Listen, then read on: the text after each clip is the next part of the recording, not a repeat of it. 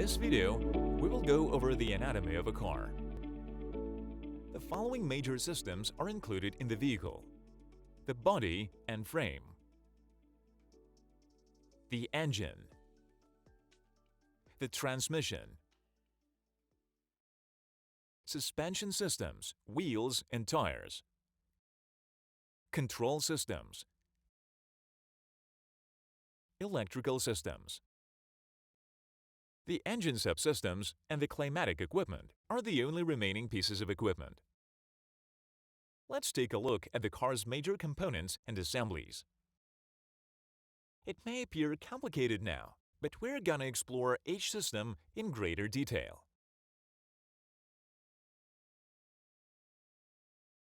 So, let's look at car assemblies. We'll begin with the body and frame. This is the body. It provides space for the driver, passengers, and cargo. This is the body together with all auxiliaries and decorative elements. Next comes the frame. It is the main supporting structure to which all other components are attached. It can be a body-on-frame or a unibody construction.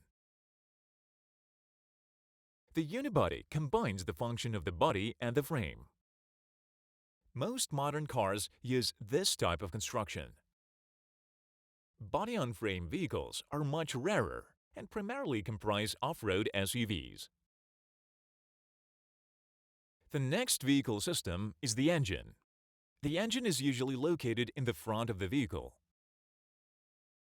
The engine converts one form of energy into mechanical energy, which is then used to propel the car. The internal combustion engine, ICE, is the most commonly used engine type in automobiles. Such engines rely on the combustion energy of gasoline, diesel fuel, or, in rare cases, another kind of fuel. Electric and hybrid motors are also becoming increasingly popular. You can see a 4-cylinder, 16-valve gasoline internal combustion engine. This engine's operating cycle consists of 4 strokes: intake, compression, power, exhaust. The engine has numerous subsystems such as the intake system, exhaust system, fuel supply system, cooling system, and others. The internal combustion engine generates mechanical work, and the torque is then transferred to the transmission system via a flywheel. The transmission is the device that connects the engine to the drive wheels. It transfers, changes, and distributes torque to the drive wheels. Transmissions are classified based on the type of gearbox. The manual gearbox requires the driver to select and change gears by using a gear shift lever and a clutch pedal. In case of the automatic gearbox, to travel forwards, the driver only needs to shift the selector into the drive mode. Further gear changes do not necessitate driver intervention. The type of wheel drive is another significant distinction between transmission systems. You can now see a vehicle with front-wheel drive. Depending on the type of wheel drive, transmissions can have a variety of structures and compositions.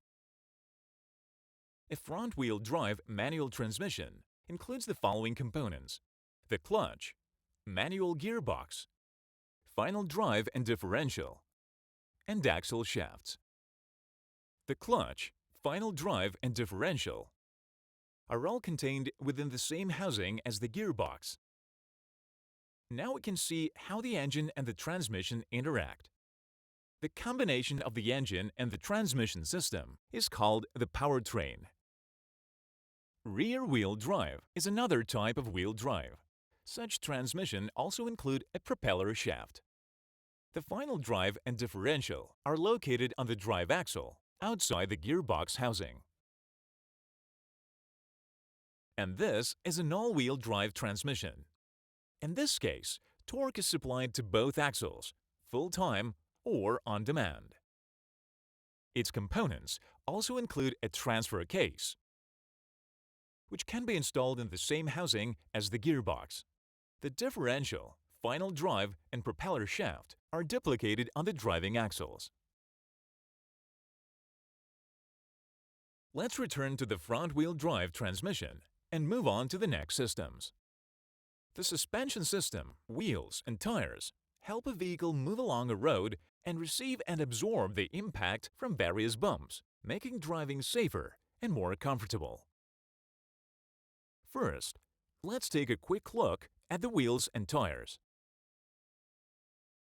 Wheels can be made from a variety of materials and in a variety of styles. They are surrounded by tires, creating an air-filled chamber. Sometimes, tires are also equipped with an inner tube. Let's go back to the suspension system.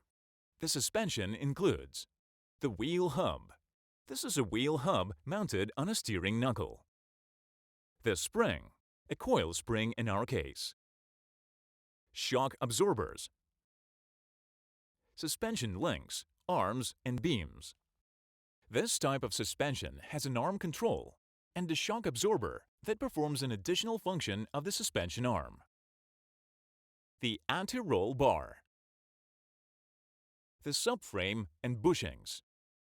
The front bar of the suspension system uses McPherson struts, which are very popular among car manufacturers. On the rear axle, we can see a semi-independent suspension with a torsion bar. Next, car control systems. They include the steering system, the braking system. In this section, it would also be appropriate to review engine and transmission controls.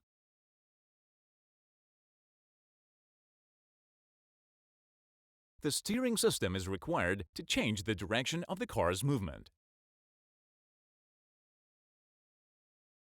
The braking system is required to slow down and stop the car, as well as to keep it in place.